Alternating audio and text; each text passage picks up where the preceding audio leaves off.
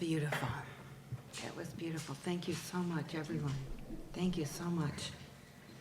I just love the way your songs just flow through me. It's just amazing. It's just amazing. So I titled my talk, The Secrets of Spiritual Growth. And I thought it would be fun to return to basics. And although you may not identify what I'm going to say with spiritual growth, but it's up to you. It's your story. It's your play. It's your life. So we are about the business of awakening to something greater than ourselves that lives and moves and flows through us. However, life is messy. Life can be very messy. And one way that my life is very messy, let's see, it was just a few days ago, I think it was Wednesday or Thursday, I had 4 cat vomits to clean up. One on the kitchen floor, a couple on the dining room table.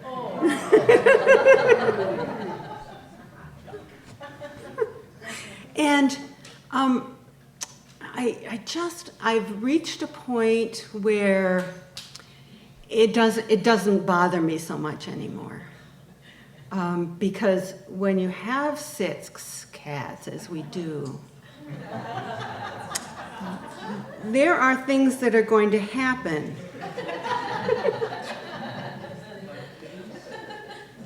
And I love my cats. I just really love my cats. But I realize that unless I enjoy the little things, even those things, I cannot enjoy the big things either. The big things that happen that we think are amazingly important to us are just a magnification of the little things. And the little things, if we can't enjoy them, it's hard to enjoy anything. So one way we get to experience spiritual growth is by spiritual practice. So I've decided that my cats are my spiritual practice. Cleaning up the litter boxes in the basement. I mean, I think there's 9 litter boxes in the basement.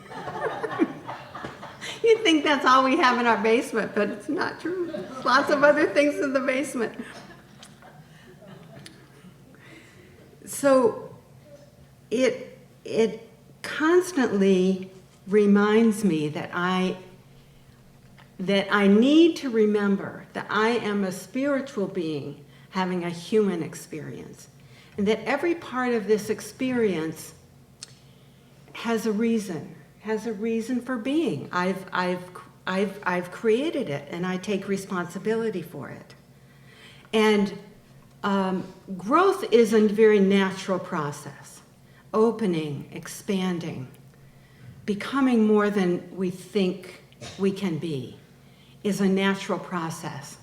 But it really, really helps if you pay attention to how it's happening, because every little moment is an opportunity to close down, to make things more painful and make things more difficult, or to expand. So my size depends on how big I can get to enclose everything that happens to me, and to take responsibility for that, to let that move through me without moving who I really am, without moving everything, knowing that there's a spiritual self that is deeper, bigger, wider, happier than that, maybe that moment that I'm experiencing. But I have the opportunity to take that experience and turn it into anything I want. Turn it into anything I want. So I encourage you to become your own hero and embrace the challenges that happen. And many things will be absolutely wonderful. And many things will be an opportunity to learn something new. I have two headlights on my car.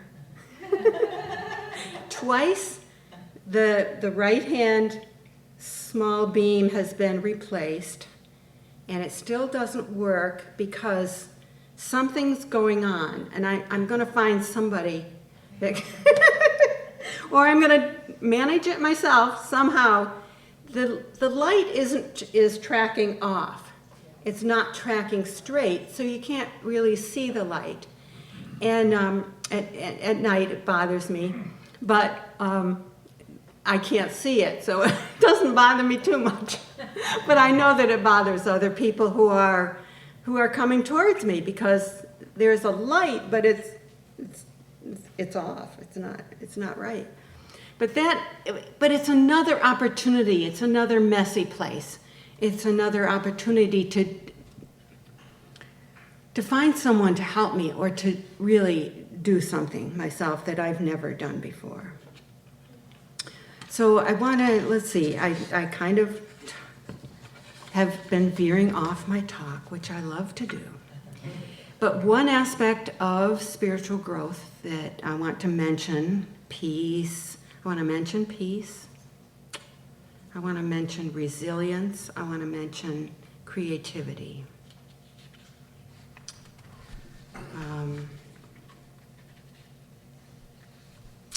So peace is something that is the last, I think of it as the last thing that's going to happen when you decide, and we always have choice. But peace is the last thing that's going to happen. And this, in my mind, this is what we are ultimately reaching for, peace. And so I've decided that peace will come to me when I die. And if I'm attentive enough, it will come before that. So one way that peace will come is giving up control and giving up our attachments. And there are we can choose to keep all our attachments, but I recommend that you keep the ones to the vacuum cleaner, and that's all.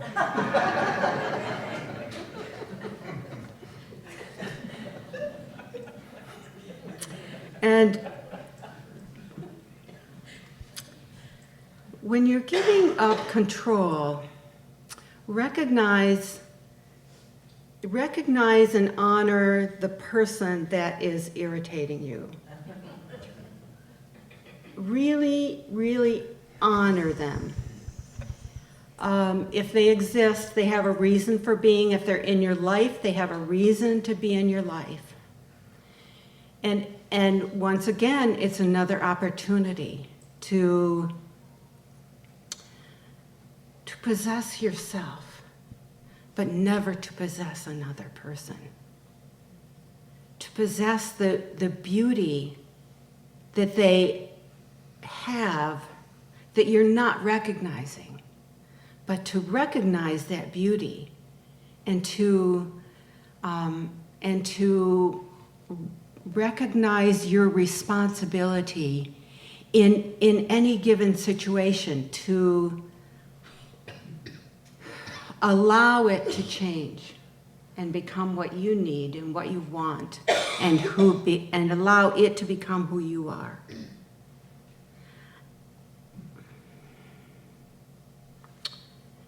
Don Miguel Ruiz, shaman from the Toltec spirituality of Mexico, says, in his 4 agreements, says, don't take anything personally. And this is about resilience. So as we're doing that, not taking anything personally, we recognize that whatever another person is doing, being, or having is not us, is not our, is not anything that we can ever really know. We just can't know what it has created another person, even though we get together in communities and share at great many levels, share our values. There are things about other people that we can never know. And we can never know what has been in their childhood that created them to be the person that they are. And so in every opportunity, we can love who and what they are, no matter how they are showing up in any situations. So watching our emotions come and go, I have to do that. I have to watch, because I don't know. I have a lot of clutter in my house, and I look around and I see clutter. But if I chose not to see so much clutter, I wouldn't think all the negative thoughts that kind of arise in this situation. When I'm looking around, I would not react. I would not respond. I wouldn't take it personally.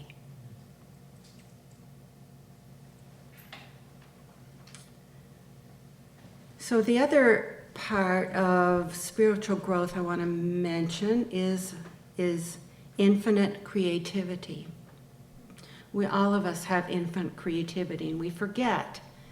I forget, so I should speak for myself. I forget that this creativity really is a part of who I am. And as old as I am, I'm still working 3 jobs. And I find each of them expressing my creativity, and I feel very lucky to do that. But there's a song from the 70s. If you're not with the one you love, then love the one you're with. And it's a very powerful song, because it reminds you that you create, you enter certain kinds of situations with certain kinds of people, certain kinds of jobs, certain kinds of experiences, and you don't. I know what we do. We decide ahead of time what it's going to be like, how it's going to turn out, and in many ways it's very different if we will remember that we are spiritual beings, and this is one of our human experiences, and that at any given time we can reach that place that gives us the spirituality of any situation.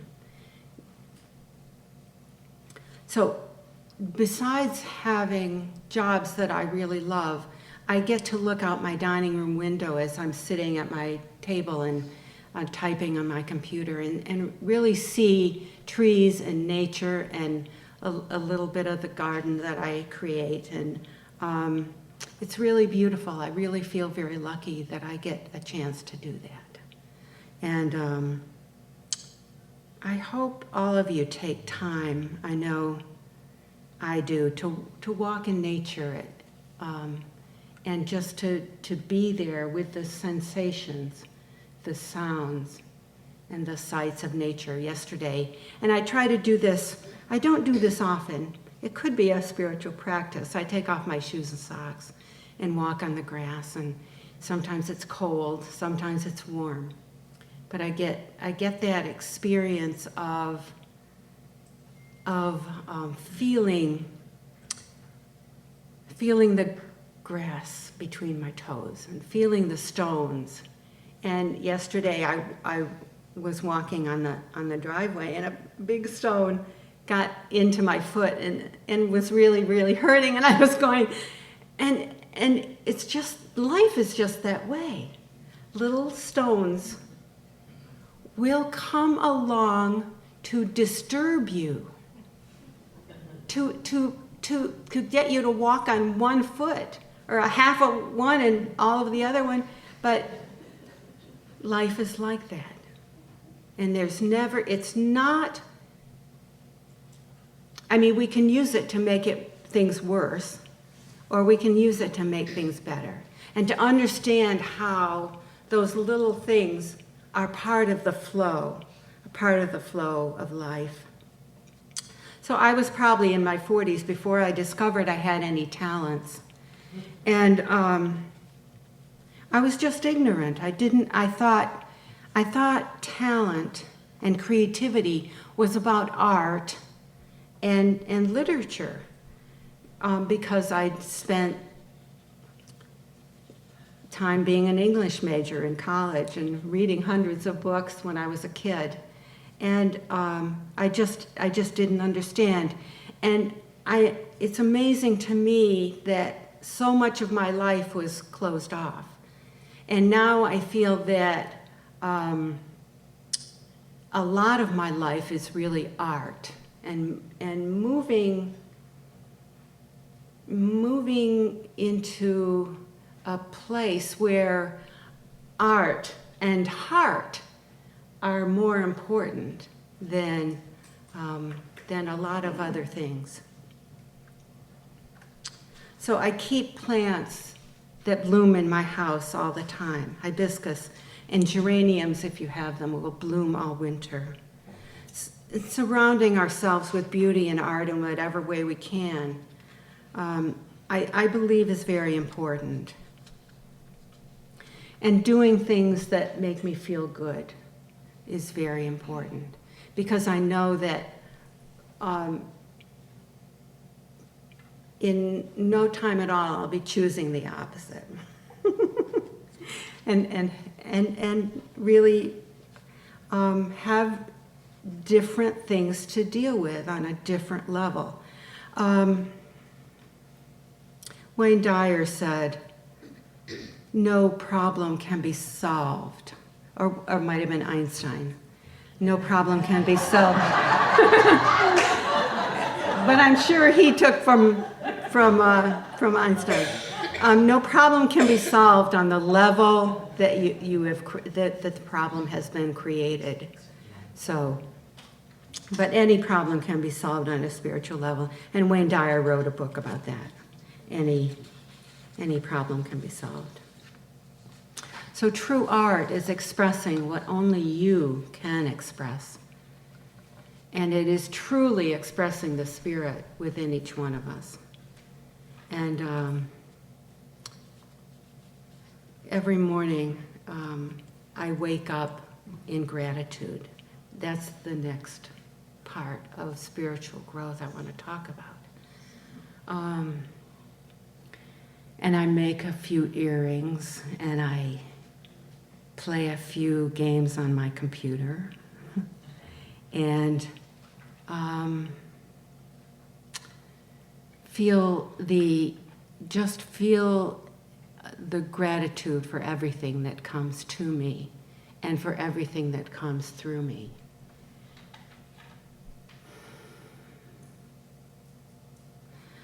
So appreciate in gratitude all that is beautiful and all that is not beautiful, because it all has purpose.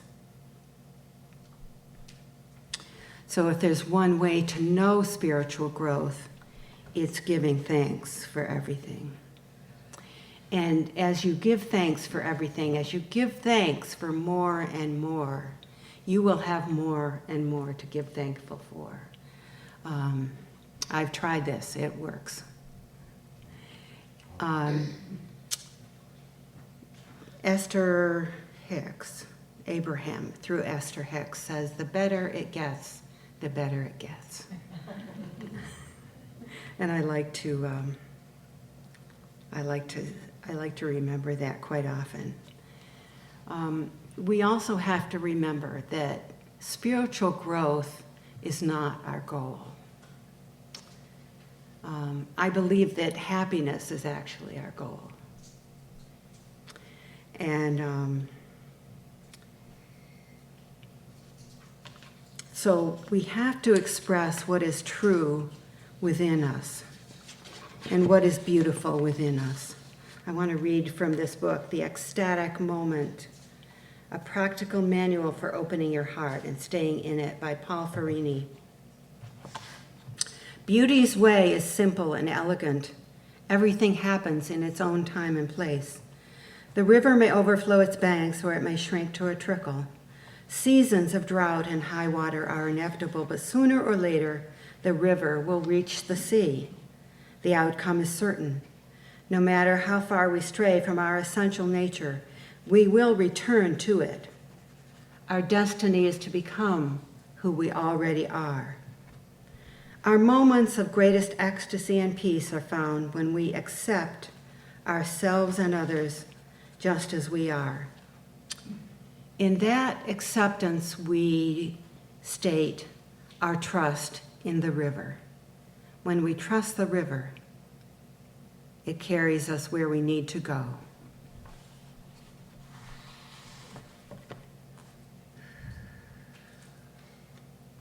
So when things are not going well, we have a chance to say, what is my highest purpose here? Those words are from Barbara Brodsky and her channel, Erin.